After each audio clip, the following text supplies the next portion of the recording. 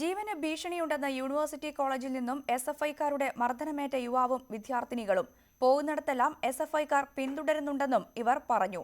കൊല്ലത്ത് കെഎസ്യു സംഘടിപ്പിച്ച പ്രതിഷേധ നിരാഹാര സമരത്തിൽ സംസാരിക്കുകയായിരുന്നു ഇവർ. എസ്എഫ്ഐക്കെതിരെ പരസ്യമായി രംഗത്തെത്തിയതോടെ വലിയ ഭീഷണികളാണ് തങ്ങൾ നേരിടുന്നതെന്ന് സൂര്യഗായത്രിയും അസ്മിതയും ജിജേഷും പറഞ്ഞു.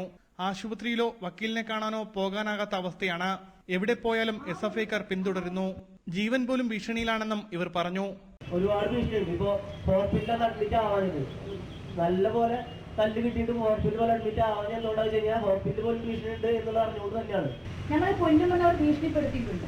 പക്ഷേ ഞങ്ങൾക്ക് അതുകൊണ്ട് തന്നെ ഒരു ജിജീഷ് ഇപ്പോൾ പുറത്ത് പറയാത്തൊരു ഇടത്താണ് താമസം. ഞങ്ങളെ അവർ കൊല്ലുമെന്ന് ഞങ്ങൾ കോളേജിനകത്ത് കയറിയപ്പോൾ ഞങ്ങൾക്കുണ്ടായ ഒരു സ്ഥിതിയും അതാണ്. രാഷ്ട്രീയമായി യോജിപ്പുള്ളത് കൊണ്ടല്ല കെഎസ്യുവിന്റെ പ്രതിഷേധത്തിൽ പങ്കെടുത്തത്. എതിർപക്ഷത്ത് നിൽക്കുന്നവർ ശക്തരായതിനാൽ നീതി ലഭിക്കാൻ ആർക്കൊപ്പവും നിൽക്കും. ഞങ്ങൾക്ക് വേണ്ടത് നീതിയാണെന്ന് നേരത്തെ പറഞ്ഞല്ലോ. ആ നീതി ഞങ്ങൾക്ക് വേണ്ടി മാത്രമുള്ളതല്ല, എല്ലാ വിദ്യാർത്ഥികൾക്കും വേണ്ടിയാണ്. ലോ കോളേജിലെ പ്രശ്നത്തിന് നിങ്ങൾ എങ്ങനെയാണോ വേണ്ടത് അങ്ങനെ തന്നെ ഞങ്ങളുടെയും പ്രശ്നത്തിന് കാണുന്നത്. എസ്എഫ്ഐയുടെ സദാചാര ഗുണ്ടായുസത്തിനെതിരെ കൊല്ലത്ത് കെഎസ്യു നടത്തിയ ഏകദിന നിരാഹാര സമരം സംസ്ഥാന പ്രസിഡന്റ് വി.എസ്. ജോയ് ഉദ്ഘാടനം ചെയ്തു. ന്യൂസ് 18 കൊല്ലം.